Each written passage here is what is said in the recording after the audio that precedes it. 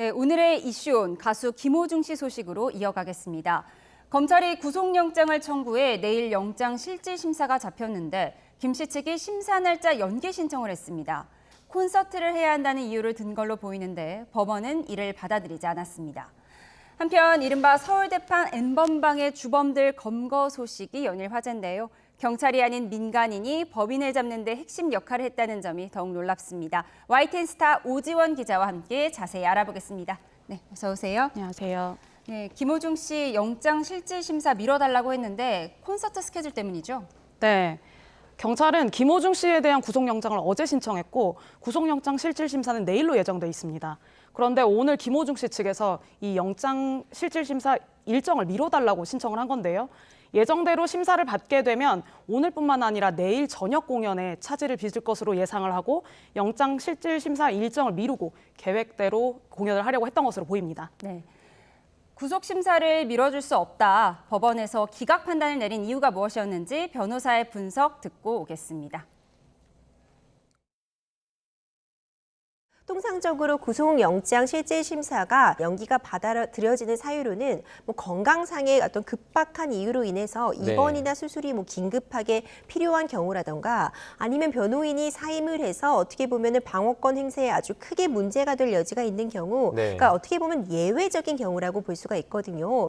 콘서트 일정이라던가 일신상의 이유가 가장 클 것으로 보이기 때문에 연기 신청이 받아들여질 확률은 법적으로 보더라도 매우 낮은 상황이었다고 평가할 수 있을 것 같습니다.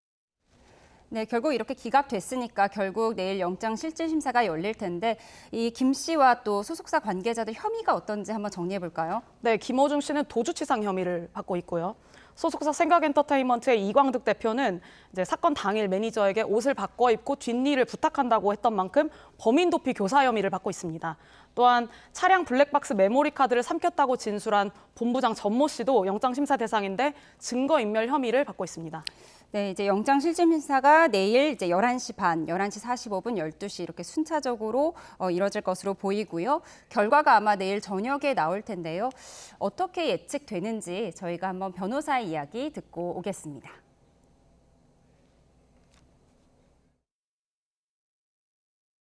범죄 사실이 상당하게 소명이 됐다는 건 당연히 증거인멸의 우려에 있어가지고는 블랙박스를 훼손했다는 점, 그리고 구체적으로 운전자 바꿔치기, 그리고 현장 이탈 등과 관련돼가지고 또 여러 사람들의 조직적인 증거인멸 정황 등이 있다는 점에 있어가지고는 영장 발부 가능성이 상당히 있다라고 볼 수는 있습니다.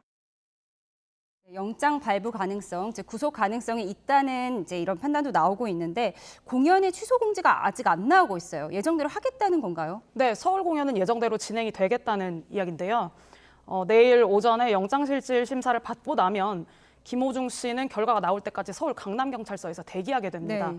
그렇다면 통상적으로 결과가 나오기까지 말씀해 주셨지만 늦으면 자정을 넘기기도 합니다. 그래서 구속 여부와 상관없이 내일 공연은 사실상 진행은 어려울 것으로 보입니다. 그런데 이렇게까지 공연을 하겠다고 한마디로 우기는 이유가 뭔가요? 네, 공연을 취소했을 때 드는 손해비용 때문인 걸로 추측되는데요. 이 지적에 대해서 소속사는 김호중 씨가 개런티를 받지 않고 출연하기로 했고 위약금도 공연 제작사가 물어야 하는 상황이기 때문에 단순히 계약금 혹은 위약금을 고려해서 공연을 강행하는 건 아니라고 해명했습니다. 출연자로서 공연 관계자들과 팬들에 대한 책임을 지겠다는 취지인데요. 그렇지만 김호중 씨 측에서 티켓 취소분에 대한 수수료를 대신 지불하겠다는 의사를 밝혔거든요. 6천여 장 정도로 계산했을 때 그 규모가 10여억 원 정도입니다. 그래서 금전적 손해가 없는 것은 아니고 이런 상황인 만큼 김호중 씨 측이 비용이나 책임 다각도로 검토했을 것으로 보입니다. 이번 공연만 끝나고 자숙하겠다고 했어요. 그런데 자숙하려면 지금부터 자숙해야 되는 거 아니냐 이런 비판이 나오는데요. 네, 김호중 씨 측에서는 오늘과 내일 예정된 공연을 마친 뒤에 이제 활동 중단을 하겠다 이렇게 밝혔는데요. 다음 주 1일과 2일 예정된 공연은 사실상 취소입니다. 앞서서 연출을 맡았던 SBS 미디어넷이 연출에서 손을 떼게 되면서 진행이 어려웠기도 했지만 김호중 씨가 활동 중단을 선언하면서 사실상 완전히 취소가 됐고요. 이 역시도 공지는 나가지 않았습니다만 소속사와 내부적으로 취소 절차에 대해서 순차적으로 합의 중이라고 합니다. 그리고 이 공연 역시 전국 투어였기 때문에 알려지진 않았지만 예정되어 있던 다른 지역 공연도 있었는데요. 이 공연들 역시 취소 절차를 밟고 있습니다. 네. 이 김 씨와 소속사를 향해서 잔악괴다 이런 비아냥거리는 말이 나오고 있는데 무슨 뜻이에요? 네, 잔악괴는 자본주의가 낳은 괴물이라는 말의 줄임말인데요. 수익을 위해서는 어떤 짓도 하는 사람을 두고 우스꽝스럽게 부르는 말입니다. 김호중 씨가 이 사건 이후부터 지금까지 공연을 4회차나 진행을 했고 구속 기로에 놓인 지금 상황에서도 공연을 강행하겠다고 밝힌 만큼 이제 비아냥거리는 말까지 나오게 된 건데요. 비판 여론은 날이 갈수록 거세지고 있고 김호중 씨의 가요계 영구 퇴출을 요청하는 청원까지 지금 나오고 있는 상황입니다. 네. 그런가 하면 김호중 씨가 경찰에 출석할 때 모습 그리고 집에 귀가할 때 모습을 두고 계속 비판이 이어지고 있는데요. 어느 지점인가요? 네, 지난 21일이었죠. 김호중 씨가 경찰에 출석하고 귀가하는 과정에서 보여준 태도에 대한 지적 논란입니다. 네.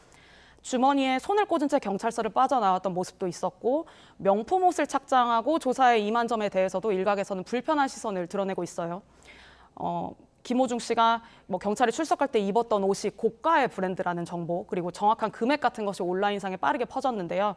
이를 두고 반성과는 거리가 둔 패션이다. 네. 아니면 무엇을 입든 그의 자유다라는 이런 여론들이 부딪히고 있는 상황입니다. 네.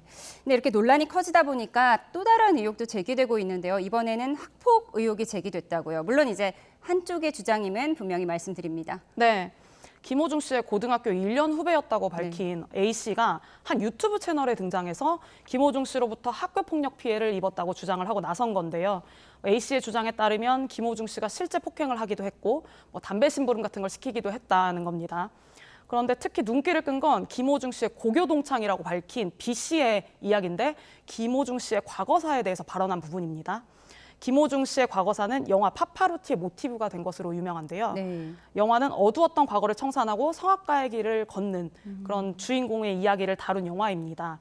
이 내용이 김호중 씨의 자전적 이야기를 기반으로 했다고 알려지면서 김호중 씨의 과거사가 상당히 주목을 받았었습니다. 그런데 이 유튜브 채널에서 B 씨가 극중 캐릭터에 대해 거짓말로 꾸며진 것이다라고 주장을 하면서 다시 한번 주목받고 있습니다. 네, 이번 학폭 의혹에 대해서는 김호중 씨 입장이 나오면 저희가 또 전해드리도록 하겠습니다. 다음 주제 보도록 하겠습니다. 네, 강영욱 씨 논란 이어가겠는데요. 아직도 입장이 안 나오고 있죠? 네, 그렇습니다. 어제도 이제 입장이 나온다는 이야기가 있었지만 결국 나오지 않았고요. 저희가 취재한 바에 따르면 오늘 밤 늦게나 내일 중으로 이번 주를 넘기지 않는 선에서 입장이 발표될 것으로 오늘 밤에 확인됐습니다. 나올 수도 있겠군요. 네. 네, 강영욱 씨에 대해서도 다른 의혹이 제기되고 있다면서요.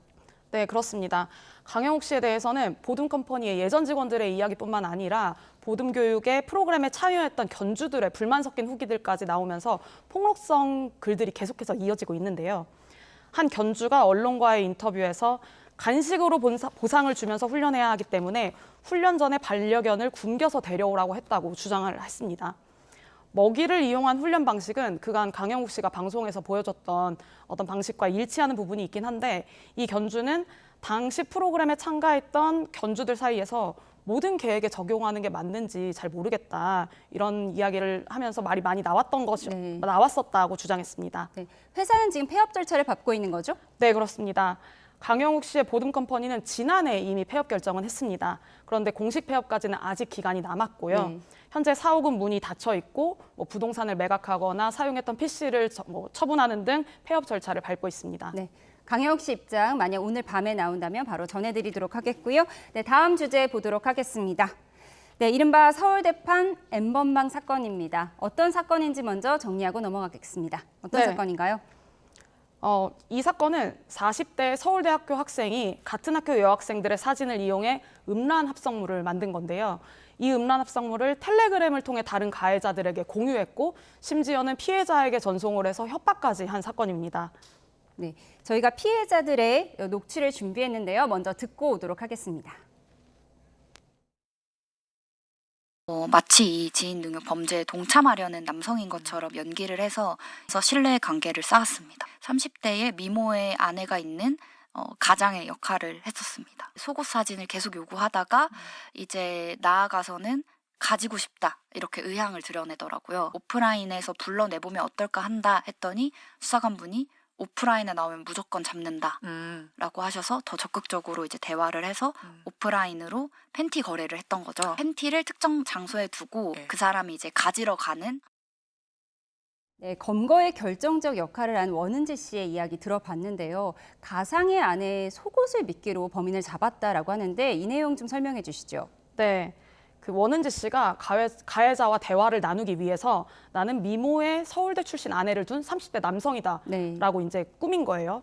그래서 가해자는 가상의 아내의 속옷 사진을 보내달라고 요구를 해왔고 심지어는 실제 속옷을 달라는 요구를 해왔다고 합니다.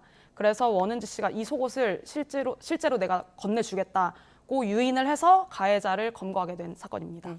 이 피해자분이 다른 방송에서 인터뷰를 했는데 저희가 그 이야기도 듣고 오겠습니다. 그러니까 제 얼굴을 차렷자세한 나체 여성 몸에 합성한 거라든지 그런 거는 사실 꽤 그럴듯하게 이제 이어붙여서 정말 제 몸처럼 보이는 그런 이제 나체 사진이라든지 이제 거기에 문구 같은 것들을 넣는 거, 뭐 걸레, 뭐 변기 막 이런 식으로 이제 그런 이제 모욕적인 문구들을 삽입한 그런 사진과 정말 온몸이 오들오들 떨릴 만큼 되게 말도 안 되게 진짜 무서운 그런 상황이었고. 말도 안 되게 무서운 상황이었다라는 피해자분 녹취를 들어봤는데 이 피해자 사진을 어떻게 구해서 합성했다는 건가요? 네, 알려진 바에 따르면 피해자들이 카카오톡 프로필에 많은 사람들이 볼 수 있도록 공개적으로 올려둔 사진을 이용했다고 전해지고요. 아무래도 그렇다 보니 수사 초기 단계에서 피해자들이 수사를 요청했을 때 지인 간에 일어난 범죄가 아니냐고 경찰이 의심했었습니다. 그러니까 아는 사람의 프로필, 그러니까 저걸 아는 사람이 피해자였던 거죠. 네, 그런 것으로 지금 알려져 있습니다. 근데 이렇게 딥페이크 영상을 이용한 범죄가 최근 많이 늘어나고 있잖아요. 얼마나 늘어났어요? 네, 딥페이크 기술이 대중화되면서 이 기술을 악용한 범죄는 급속도로 늘어나고 있는데요. 경찰청 조사에 따르면 딥페이크 허위 영상물 범죄는 2021년에 156건에서 지난해 180건으로 증가했습니다. 그중에서도 검거된 건은 74건에서 93건으로 늘어났고요. 뿐만 아니라 딥페이크 허위 영상물을 삭제해달라는 시정 요구는 2020년 473건이었는데 3년 만에 7,187건으로 15배나 늘었습니다. 네, 이렇게 딥페이크 영상이 늘어나고 있다, 딥페이크 영상을 이용한 범죄가 늘어나고 있다는 소식 전해드렸는데 아는 사람을 상대로 이런 범행을 저지르는 심리는 뭔지 범죄 심리학자의 분석도 들어보겠습니다.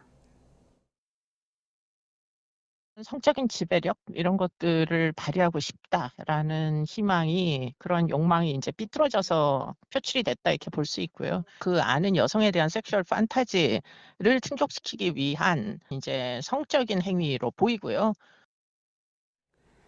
네, 텔레그램 같은 보안성이 강한 메신저를 쓰다 보니까 범죄를 적발하기도 쉽지 않은데요. 범죄에 악용되지 않도록 대책도 강구돼야 할 것 같습니다. 네, 지금까지 오지원 기자였습니다. 고맙습니다. 감사합니다.